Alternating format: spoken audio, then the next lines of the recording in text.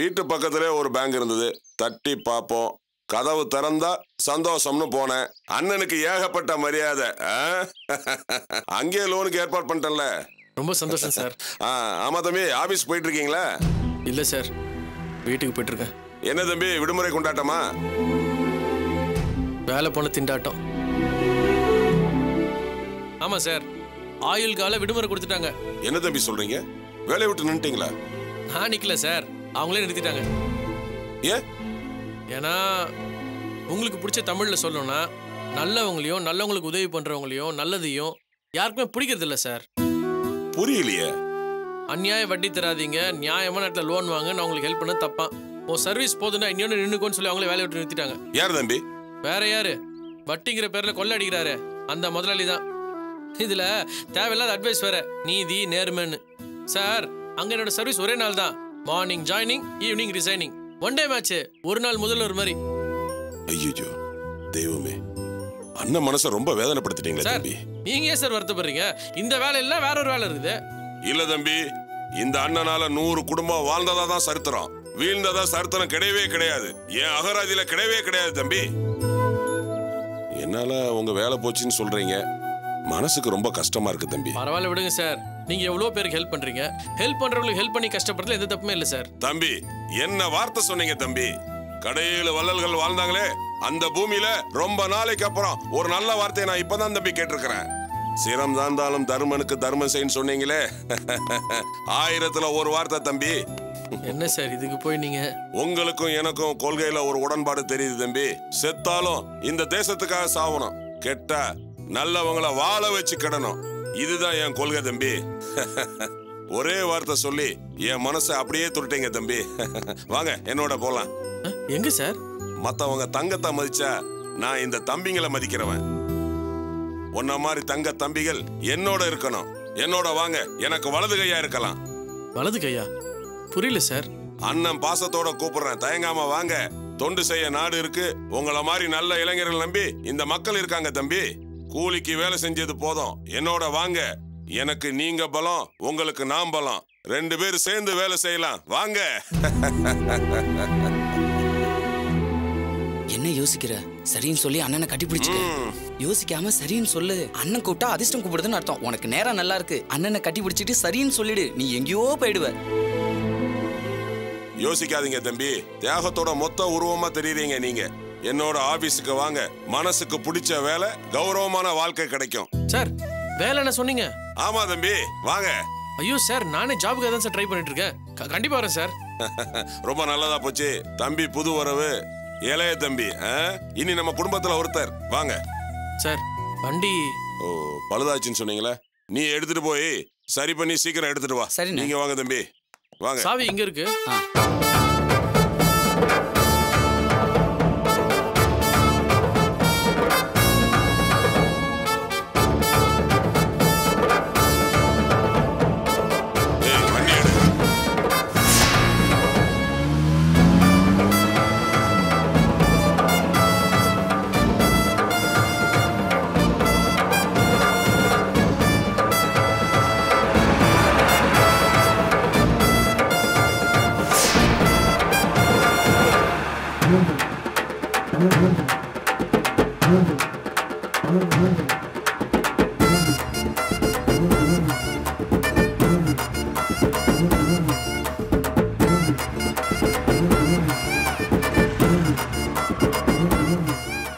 வாழ்க பாரதம். இந்த தர்மாட்ட சொல்லிட்டீங்கல்ல, நான் பாத்துக்கிறேன். மினிஸ்டர்ட்ட சொல்லிட்டேன், 2 நாள்ல முடிச்சிருவாங்க, வைங்க.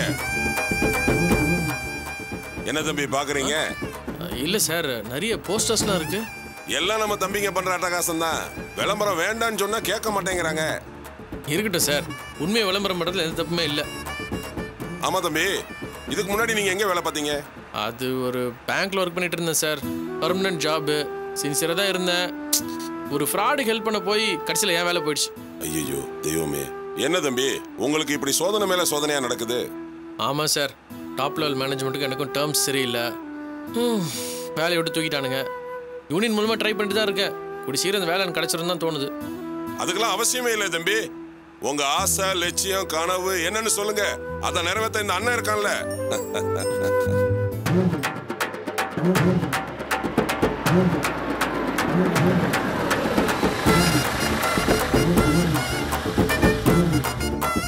வணக்கம் ஐயா. வாழ்க நலமுடன். வாழ்க. வணக்கம் வணக்கம். கொடுங்க கொடுங்க. ஓ இந்த அப்படியா? பங்களவா உடம்பு குணமாயிடுச்சா? என் பேரு சூரியன். அதத்தானே நான் தமிழ்ல கேக்குறேன். கொடுங்க கொடுங்க. இந்த முதியோர் பென்ஷன் தானே? உங்க மனுவை சேர்க்க வேண்டிய இடத்துல சேர்த்துட்டேன். கூடிய சீக்கிரம் பணம் வந்துடும். ரொம்ப சந்தோஷம் ஐயா. தம்பி நீங்க வேலைக்கு சொன்னீங்களே? ஆமாண்ணே. சொல்லிருக்கிறேன். நீங்க 2 நாள் கழிச்சு வந்து பாருங்க. சரிங்க. என்னம்மா? கலப்பு திருமணம் பண்ணிட்டேயா? ரேஷன் கார்டு வாங்கலான்னு போனா ரேஷன் கடைக்கு போனா பழைய ரேஷன் கார்டு கேட்பான். அது உங்ககிட்ட இருக்காது. இது பேச வேண்டிய பிரச்சனைமா. மனு எழுதி கொண்டு வந்திருக்கீங்களே, இதை கொடுத்துட்டு போங்க. 2 நாள் கழிச்சு வந்து என்னை பாருங்க, ஏற்பாடு பண்றேன். என்ன தம்பி அப்படி பாக்குறீங்க? ஏதோ நம்மளால முடிஞ்சது. வாங்க உள்ள போய் பேசலாம். வாழ்க நலமுடன்.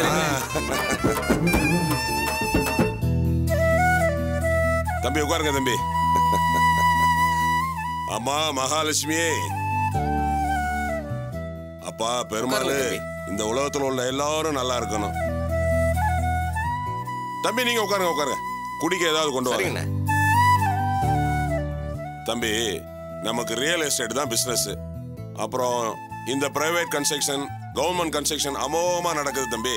ஆமா சார், இன்னைக்கு பிசினஸ்னு பாத்தீங்கன்னா ஷேர் மார்க்கெட், ரியல் எஸ்டேட் தான் டாப்ல இருக்குது. மண்ணுல கிடைச்ச காசை மக்கள்கிட்ட கொண்டு போய் சேர்க்கணுங்கிறதுல நான் விடாப்படியா இருக்கிறேன் தம்பி.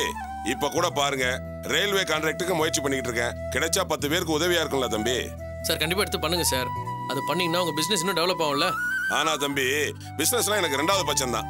பணம் சம்பாதிக்கிறத விட 10 பேருக்கு நல்லது செய்யறது எனக்கு ஆர்வம் அதிகம். அதுக்காக தான் நான் இப்ப உங்களை கூட்டு வந்தேன். நான் பொது தொண்டு சேவைன்னு போயிட்டேன்னா இந்த தொழிலை பார்க்க ஆள் வேணும்ல தம்பி. கண்டிப்பா பாத்துக்கிறேன் சார். என்ன வேலைன்னு மட்டும் சொல்லுங்களேன். ஆஹா, உங்ககிட்ட இருக்க இந்த துடிப்பு வேகம் தான் தம்பி எனக்கு ரொம்ப பிடிச்சிருக்கு. நீங்க சீக்கிரமே பெரிய ஆளாயிருவீங்க தம்பி. தம்பிக்கு கொடுங்க. இந்தாங்க தம்பி. தேங்க்ஸ். தம்பி ஏதோ பண பிரச்சனைன்னு சொன்னீங்கல்ல, மறந்துட்டேனே. கணக்கு பிள்ளைகிட்ட சொல்லி பணம் வாங்கி கொடுங்க. சரிங்கண்ணே.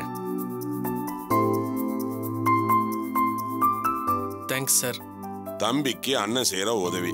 இன்னொரு விஷயம், நீ சார்னு ஆங்கிலத்துல சொல்லாம தமிழ்ல அண்ணன் சொன்னேன்னா ரொம்ப சந்தோஷப்படுவேன். சார்னு அண்ணியனை சொல்லலாம், சொந்த அண்ணனை சொல்லலாமா? விரலையும் நகத்தையும் தவிர கையில இருக்கிற எல்லாத்தையும் அடுத்தவங்களுக்கு கொடுத்துருவேன். என்ன பண்றது, அப்படியே பழகி போச்சு. இந்த தொழில சில மாசம் வைக்க இடம் இல்லாத அளவுக்கு பணம் வரும். அதையும் வேலை செய்யறவங்களுக்கும் இல்லைன்னு கேட்டு வரவங்களுக்கும் கொடுத்துருவேன். அதுக்காக தானே இந்த தொழிலே. எனக்குன்னு 1 பைசா கிடையாது தம்பி. இந்தாங்கண்ணே. தம்பி, நிறைஞ்ச நேரத்துல இந்த அண்ணன்கிட்ட நீங்க காசு வாங்குறீங்க, பெரிய ஆளாயிருவீங்க. வாங்கிக்க தம்பி, வாங்கிங்க தம்பி. Thank you sir. பாத்தீங்களா, ஆங்கிலத்துல பேசி அண்ணனை அவமானப்படுத்துறீங்களே. Sorry sir. இனிமே நான் சாறு போட்டு பேசுறது தமிழனுக்குள்ள வியாதி. நீங்க என்ன பண்ணுவீங்க? ஐயோ அண்ணா, இனிமே உங்களை சார் போட்டே கூட மாட்டேன். நாளைக்கு எப்போ டியூட்டிக்கு ஜாயின் பண்ணணும்னு சொல்லுங்க, உடனே ஜாயின் பண்ணிடுறேன். இங்க பாருங்க, இங்க நேரம் எல்லாம் கிடையாது.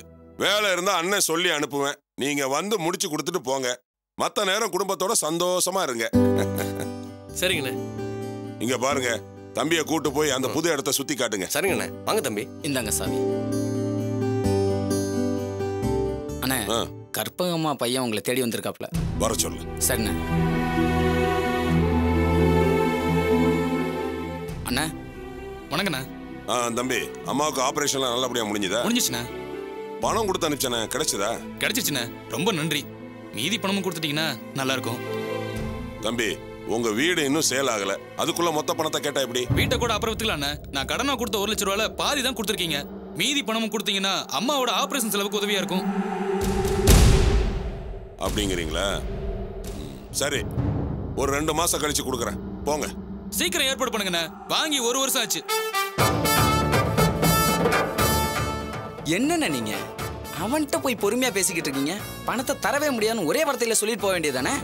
ஏய், அவன் பேர்ல 18% வீடு இருக்கு. அதை எழுதி வாங்குற வரைக்கும் நாம பொறுமையா தான் இருக்கணும். இப்போ அம்மாவுக்கு உடம்பு சரியில்லைன்னா ஆஸ்பத்திரி அங்கங்க ஓடிக்கிட்டு இருக்கான். இந்த நேரத்துல தான் அவன்கிட்ட எழுதி வாங்கணும். அதுக்கு உண்டான வேலையை பாரு. சரிண்ணே. அப்புறம் ரேஷன் கார்டு வேணும்னு ஒரு பொண்ணு வந்துச்சுல, அதுகிட்ட 6000 ரூபாய் செலவாகும்னு சொல்லு. இந்த பென்ஷன் கேட்டு ஒரு கிளவி வந்தா பாரு, அதெல்லாம் முடியாதுன்னு சொல்லி அனுப்பிச்சிரு. ஏனே? அவகிட்ட பைசா தேராதுடா. ஒரு டீயை வாங்கி கொடுத்து அனுப்பு அவளை. சரிங்கண்ணே. அப்புறம் என்ன? என்னடா? அண்ணன் பிறந்த நாளைக்கு போஸ்டர் அடிச்சதுக்கு இன்னும் பணம் செட்டில் பண்ணல. இந்த வருஷம் தானே அடிச்சோம், பார்க்கலாம். அப்புறம் என்ன, அந்த தமிழ் பையனை எதுக்கு வேலைக்கு சேர்த்தீங்க? அவனை பார்த்தா பெரிய படிப்பு படிச்ச மாதிரி தெரியுது. அவன்லாம் நம்ம வேலைக்கு செட்டே ஆக மாட்டானே. ஏய், படிச்சவனை வேலைக்கு வச்சா நெளிவு சுழிவு தெரிஞ்சு நம்ம வேலையை கணக்கச்சிதமா முடிப்பான். அவனுக்கு எதுக்கு 5000 ரூபாய் அள்ளி கொடுத்தேன்? 10 லட்சம் ரூபாய் சம்பாதிக்கத்தான். படிச்ச கணக்கு தெரிஞ்ச அறிவாளிடா. அவனை வச்சு எத்தனையோ காரியத்தை சாதிக்கலாம். புரிஞ்சுதா?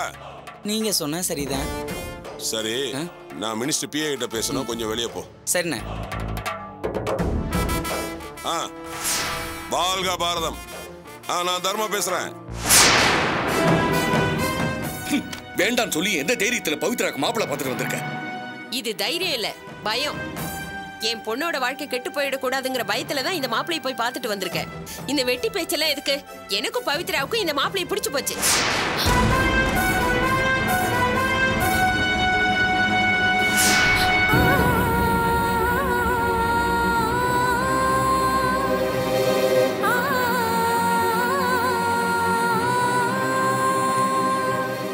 பெத்தவருங்கிற முறையில கேக்குறேன், சம்மதம்னு ஒரு வார்த்தை சொல்லுங்க.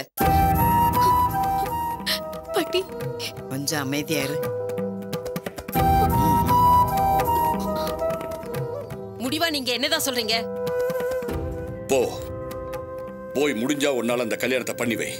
என்கிட்ட பணம் இல்ல, ஆள் பலம் இல்ல, ஆம்பளை துணை யாருமே இல்லங்கிற திமிர்ல தானே பேசுறீங்க நீங்க. நீங்க இல்லன்னா இந்த கல்யாணம் நடக்காது, அதானே உங்க நினைப்பு? நீங்க இல்லனா இந்த கல்யாணம் நடக்காதுன்னு நினைக்கிறீங்கல்ல? இவன் தான் மாப்பிள்ளை, நல்லா பாத்துக்கங்க. நீங்க வந்தாலும் வரலைனாலும் இந்த கல்யாணம் நடந்தே தீரும். அதையும் நீங்க பார்க்கத்தான் போறீங்க. டேய் வாடா, உனக்காக தான் காத்துக்கிட்டு இருந்தேன். என்ன விஷயம்? நம்ம பவித்ராவுக்கு மாப்பிள்ளை பார்த்துட்டேன். பெரிய இடம், எக்ஸ்போர்ட் கம்பெனி எல்லாம் வச்சிருக்காங்க. இதான் பையனோட போட்டோ. இது பாரு, கல்யாண செலவு கூட அவங்களே பாத்துக்கிறேன்னு சொல்லிட்டாங்க. நம்ம வீட்ல பெரிய இவங்களா இருப்பாங்கல்ல, அவங்கள என்ன சொல்றாங்க? யாரு? இங்க இருக்கிறவங்களா? பேரு தான் பெரிய பேரு, புத்தி அல்ப புத்தி. நமக்கு நல்லது செய்யவும் மாட்டாங்க, அது தானா வந்தாலும் நடத்த விட மாட்டாங்க. இத பாருடி. ஒண்ணும் பேசாத. கேட்டேல, இதுதான் இவரோட பதிலு. இவர் ஒண்ணுமே பண்ண மாட்டாரா? நான் இல்லாம இந்த கல்யாணம் எப்படி நடக்குது பாக்குறேன்னு மட்டும் என்கிட்ட சவால் விடுவாராம். ஓஹோ, இவங்க இல்லனா இந்த கல்யாணம் நடக்காதாமா?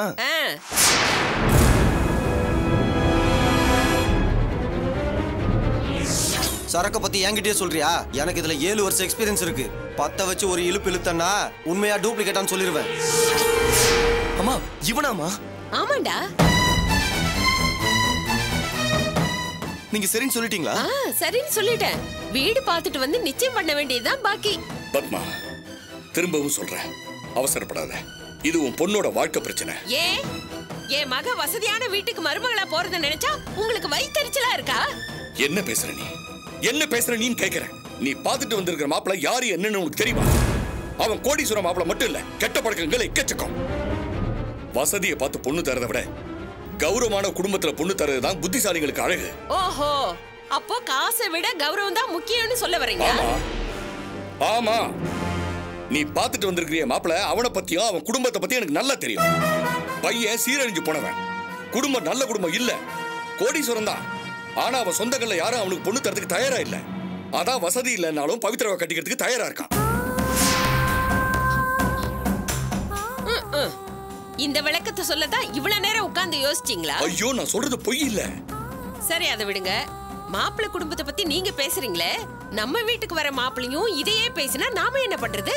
ஏன் பவித்ராக்கு என்ன குறை? நான் பவித்ராவை சொல்லல, அவ நான் வளர்த்த பொண்ணாச்சே. ஓடி போன உங்க பொண்ணை பத்தியும் உங்க மூத்த சம்சாரத்தை பத்தியும் வரவங்க கேட்டா உங்க கௌரவம் காத்துல பறக்குமே. அப்ப என்ன பண்றது? எங்க குடும்பமே கௌரவமான ஓடுகாலி குடும்பம்னு நெஞ்ச நிமித்திக்கிட்டு சொல்லாமா? ஐயோ, உனக்கு புத்தி சொல்ல நினைச்சது என் தப்புதான். இனிமே உங்ககிட்ட பேசி பிரயோஜனம் இல்ல. டேய் மாணிக்கம், டேய் இந்தடா நில்லுடா. நான் சொல்றத கேட்டியாடா? அந்த மனுஷன் பேசிட்டு போறத. மொத்தத்துல நானும் என் பிள்ளைங்களும் நல்லா இருக்க கூடாது, அதுக்காக தான் பொய் சொல்லியாவது இந்த கல்யாணத்தை நிறுத்தணும்னு பாக்குறாரு. இவர் தயவை எதிர்பார்த்தா நம்ம கதி அதோ கதிதான். டேய் டேய், மாப்பிள்ளை வீட்டுக்காரங்க வீடு பார்க்க வர சொல்லிருக்காங்க. நாம 2 பேரும் அக்கம் பக்கத்துல இருக்கிறவங்களை கூட்டிட்டு போய் பார்த்துட்டு வந்துடலாம். நீ என்ன சொல்ற? இல்ல வேணாமா, அப்பா சொல்ற மாதிரி யோசிச்சு முடிவெடுக்கலாமா? என்னடா சொல்ற? இந்த மாப்பிள்ளைய பார்த்தா ரொம்ப வயசானவர் மாதிரி தெரியுது. அதுவும் இல்லாம ஆள் பார்க்க ஒரு மாதிரியா இருக்காமா. டேய், என்னடா சொல்ற? எனக்கு ஒண்ணுமே புரியலையே. மா, அப்பா தான் சொல்றாரு அந்த குடும்பம் சரியில்லைன்னு. அந்த குடும்பத்துல போய் பவித்ராவை கட்டி கொடுத்து, அதுவும் இல்லாம பவித்ரா படிக்கணும்னு ஆசைப்படுறா. அவளுக்கு மெதுவா யோசிச்சு படலாமா? ப்ளீஸ், பிடிவாதம் பிடிக்காதமா ப்ளீஸ். டேய், இது நீயா பேசுற மாதிரி தெரியல. அந்த கிழவி உனக்கும் செய்வனை செஞ்சு உன்னை வசியம் பண்ணிட்டான்னு நினைக்கிறேன். ஏய், யாரடி வசியம் பண்ணது? ஒழுங்கு மரியாதையா பேசு. அடிச்சி வாய் மூடு. நானே கடுப்புல இருக்கேன். டேய் சொல்டா, இந்த மாப்பிளைக்கு என்ன குறை? நல்ல வசதியா தானே இருக்காங்க. வசதியா தான் இருக்கான், ஆனா கேரக்டர் சரியில்லையே. இவன மாதிரி ஆளுக்கு பொண்ணு தரதை விட கிணத்துலயே தள்ளி விட்டுறலாம். அந்த அளவுக்கு மோசமான கேரக்டர்மா. என்னடா சொல்ற? இந்த மாப்பிள்ளை உனக்கு தெரியுமா? இவரை நீ பாத்திருக்கியா? சொல்லுடா, இந்த மாப்பிள்ளைய நீ பாத்திருக்கியா? இல்லம்மா. அப்புறம் எப்படி இவர் மோசமானவர்னு சொல்ற? அது வந்து தோ இந்த போட்டோ பாருமா, அதுல அவன் மூஞ்சிய பாருமா, அவன் கண்ணை பாரு, கண்ணத்தை பாரு, டெய்லி குடிப்பான் போல இருக்குமா. வேணாமா, பவித்ராக்கு இவன் சரி வராதுமா.